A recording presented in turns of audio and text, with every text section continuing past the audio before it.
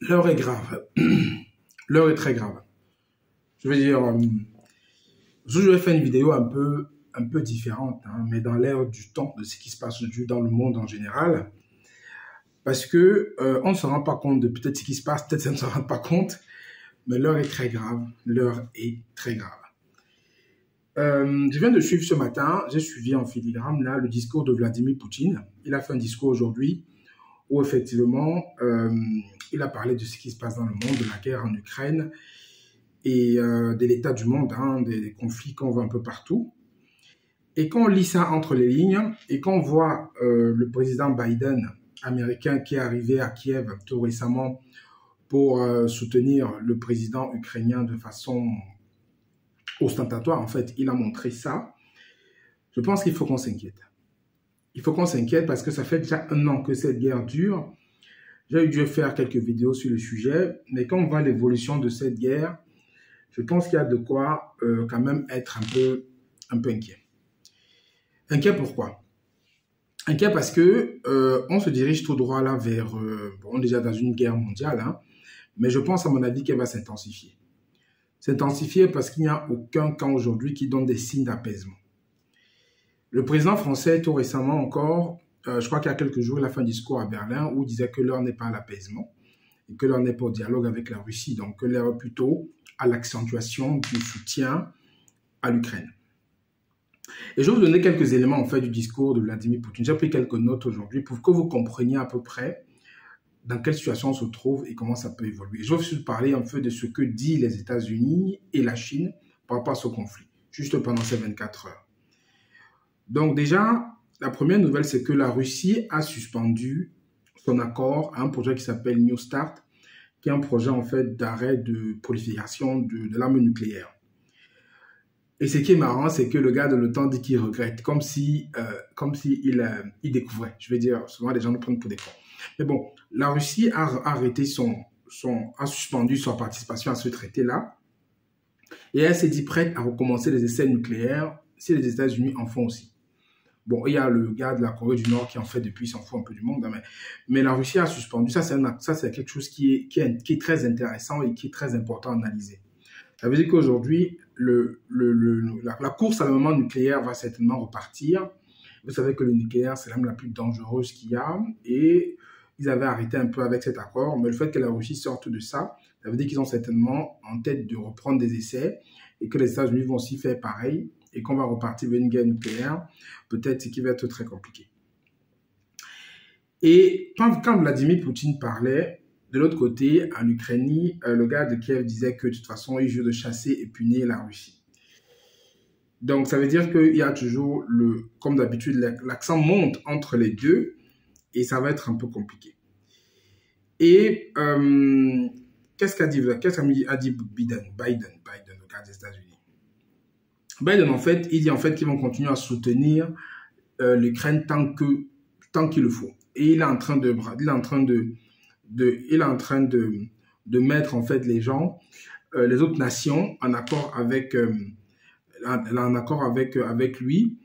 Et c'est un peu compliqué parce que exactement les Occidentaux sont dans ce conflit, ils sont assez liés. Les Occidentaux sont les États-Unis parce que vous savez qu'aujourd'hui le système financier, le système monétaire est basé sur le dollar. Et tout ce qui est institution financière, que ce soit en Occident, est basé sur le dollar. Le pétrole est basé sur le dollar. Et pour moi, ce qui se joue en Ukraine aujourd'hui, c'est une guerre où il y a deux visions du monde qui s'opposent. Deux visions du monde qui s'opposent. D'un côté, il y a un système, en fait, qui est basé sur le dollar contrôlé par les Américains, où ils vont faire tout et tout pour que ça ne s'effondre pas, pour que ça reste tel que c'est aujourd'hui. De l'autre côté, il y a la Russie avec ses partenaires, parce que dans ce qu'on dit aujourd'hui, il y a la Chine qui est très inquiète du conflit et qui appelle à promouvoir le dialogue. Mais les Américains ont peur que la Chine se mette à soutenir la Russie. Parce qu'ils partagent, la Russie, la Chine, l'Iran et l'Inde partagent une autre logique. Ils veulent faire tomber l'hégémonie du dollar. Parce qu'aujourd'hui, il y a déjà des échanges qui se font directement en yuan, en rouble russe ou en monnaie iranienne et indienne. Et le dollar se sent menacé. Le dollar se sent menacé.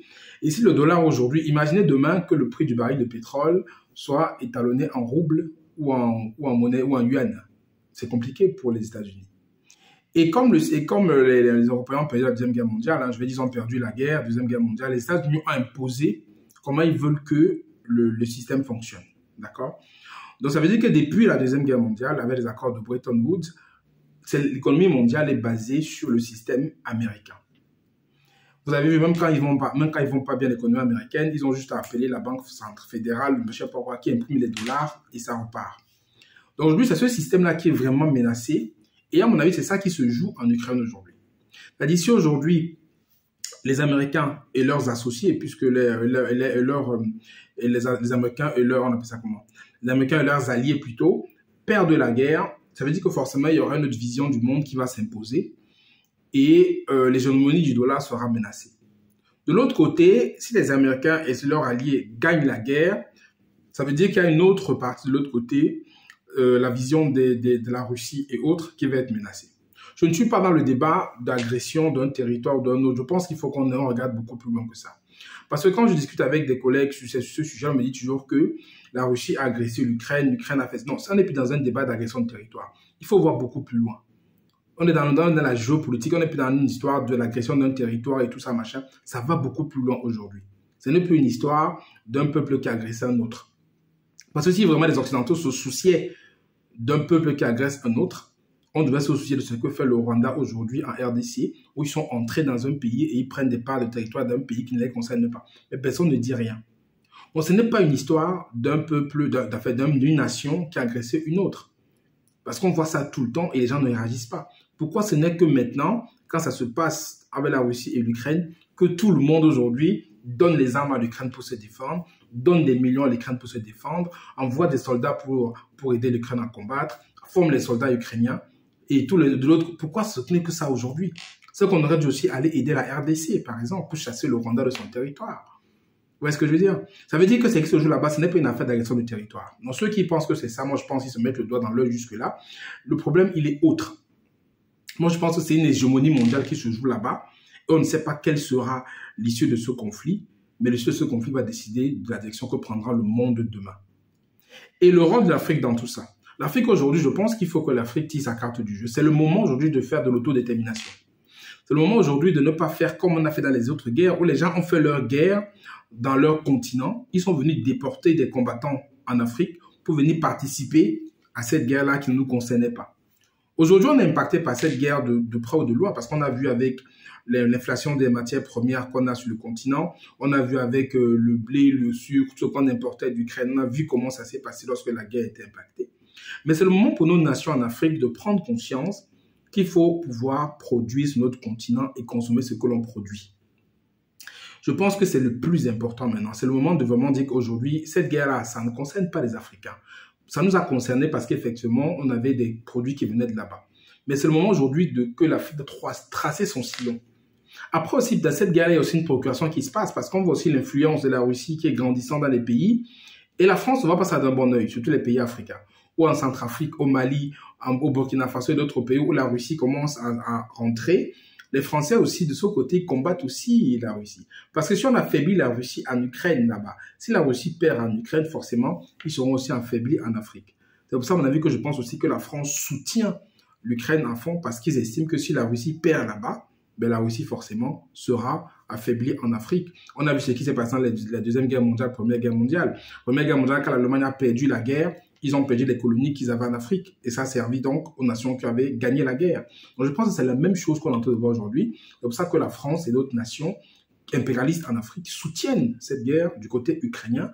Parce qu'au-delà de soutenir l'hégémonie monétaire des États-Unis, ils soutiennent aussi le fait que si la Russie perd, ben, ils seront affaiblis en Afrique et ils pourront reprendre du poil de la bête dans les pays où la Russie aujourd'hui s'installe. Voilà, donc je pense que c'est... Moi, je fais cette vidéo parce qu'il faut dire que Français, ne restez pas dans votre coin en pensant que tout est rose. Tout n'est pas rose. Et on sera tous impactés où que l'on vive par cette guerre, de façon directe ou indirecte. Et je ne serais même pas surpris que dans les années à venir, voire les mois à venir, ça ne s'arrête pas, que la Russie commence à bombarder les pays au-delà de l'Ukraine. Il ne faut pas être surpris. Parce qu'aujourd'hui, quand une nation se sent attaquée, parce que Vladimir Poutine a dit en fait que, dans son discours, dans ce que j'ai vu aujourd'hui, il a complètement dit que l'avenir de la Russie est en cours. C'est-à-dire, il a complètement dit ça, l'avenir de la Russie est en cause. Et il a dit ceci, l'existence plutôt de la Russie est en jeu. L'existence de la Russie est en jeu. Ça veut dire qu'aujourd'hui, on est dans une situation de survie d'une nation. Ça veut dire qu'il est prêt à faire pas mal de choses pour rester en survie. Et il accuse aussi l'Occident d'être responsable de l'escalade en Ukraine. Comme je n'entends pendant le débat de qui a agressé qui, parce que le débat, c'est plus compliqué que ça. Mais aujourd'hui, les faits sont là. L'Occident est dans le soutien de l'Ukraine pour pouvoir alimenter cette guerre, parce que comme je dis, il y a une hégémonie derrière qui se joue, il y a une nouvelle vision du monde qui se joue derrière, et personne ne veut laisser l'autre imposer sa vision. Et le point important qu'il a dit aussi, Vladimir Poutine, il dit aussi que l'Occident veut finir avec la Russie, ça veut dire que ça rejoint du fait que la Russie est menacée. Et je pense que quand ils sont menacés et qu'ils sortent d'un accord qui concerne le nucléaire, ça veut dire qu'il faut s'attendre à des choses très compliquées qui vont arriver. Et il a dit aussi, pour terminer, qu'il est impossible de vaincre la Russie sur le terrain militaire. Bon, ça, c'est une phrase qui m'a marqué. Ça veut dire qu'aujourd'hui, ils sont sûrs qu'ils ont les moyens, les capacités de pouvoir combattre malgré tout ce que les gens soutiennent l'Ukraine, ils peuvent le faire. Après, bien entendu, on a essayé de les détruire sur le plan économique, ça a plutôt été un fiasco. Et maintenant, on veut les détruire sur le plan militaire. Donc, je pense que ce discours de Vladimir Poutine doit nous faire comprendre qu'on n'est pas sorti de l'auberge. Voilà, le monde aujourd'hui n'est pas en train d'aller vers une stabilité avec les forces qui sont en présence là-bas. Ce qu'il est juste à craindre, c'est que maintenant, la Chine peut-être ou d'autres nations, bon, ça, ils sont dans le game, hein, mais que peut-être la Chine apporte un soutien officiel à la Russie. Je pense que la guerre prendra une autre tournure et je pense qu'on sera vraiment déjà dans une guerre plus que mondiale, parce qu'on est déjà dans une guerre mondiale là. Bon, c'est vrai que les Africains ne sont pas concernés, mais vous savez qu'on a dit guerre mondiale, première, deuxième guerre mondiale, les Africains n'étaient pas concernés, mais on a quand même appelé ça guerre mondiale. Aujourd'hui, on est déjà dans une guerre mondiale parce qu'il y a des Occidentaux qui soutiennent un État avec les armes, avec les finances, avec l'argent, et derrière la Russie et des alliés aussi qui combattent dans un pays. Moi, je plains juste les Ukrainiens qui souffrent, hein, qui sont victimes de ce combat. Mais je pense que ce qui se joue là-bas, c'est au-delà d'une guerre de territoire. C'est une vision nouvelle du monde qui va s'écrire.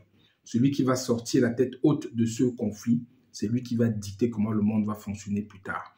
Les Américains et leurs alliés ne veulent rien faire, ne veulent rien lâcher en fonction de ça, parce qu'ils veulent exactement garder cette hégémonie du dollar, de comment le système fonctionne. Le système est basé sur le dollar. Le système occidental aujourd'hui est basé sur le système américain. Ça veut dire que s'il y a un qui tombe, les Occidentaux aussi sont mal. C'est pour ça que l'Allemagne, la France, tous ces pays-là soutiennent les États-Unis les yeux fermés, parce que leur système aussi est calqué sur le système occidental. Le système financier mondial est calqué sur le système du dollar. La bourse, c'est le dollar, tout ça. Donc ça veut dire que si ce système tombe, ça veut dire que le milieu européen aussi va être fragilisé. Et la Russie, la Chine, l'Iran et l'Inde, tous ces pays-là ne veulent plus cette hégémonie du système monétaire, du dollar, etc. Donc ça va se bagarrer. Je ne connais pas l'issue aujourd'hui, mais je pense qu'il est temps que les gens se rendent compte qu'on n'est pas dans un monde de bisounours et que les jours prochains risquent d'être assez difficiles. Donc dites-moi ce que vous pensez de ce discours, dites-moi ce que vous pensez de ce conflit, dites-moi ce que vous pensez de la place que l'Afrique pourrait occuper dans ce conflit-là. Moi, je pense qu'il faut en profiter pour s'autodéterminer et prendre son autonomie totale, ne pas toujours dépendre de la protection de X ou Y. Après, je ne dis pas d'évoluer en vase clos, hein, mais de quand même essayer de s'affirmer dessus. Et qu'on va être conscient qu'on aura des jours difficiles. Des jours seront très difficiles encore parce que derrière, l'inflation va continuer à galoper. Et je pense que, quelle que soit l'issue, on n'aura pas des jours, ça sera difficile. On va souffrir. Et je vous rappelle aussi la conférence du 11 mars hein, à Paris, justement, cette conférence, on va parler du business en Afrique. Donc, prenez vos places, le lien en dessous de la vidéo. Et venez, on n'y parle. Si vous n'êtes pas encore abonné à la chaîne, abonnez-vous, activez la notification pour ne pas aucune vidéo qu'on va publier ici. C'était Franck Kenny, je vous dis à très bientôt. Ciao, ciao.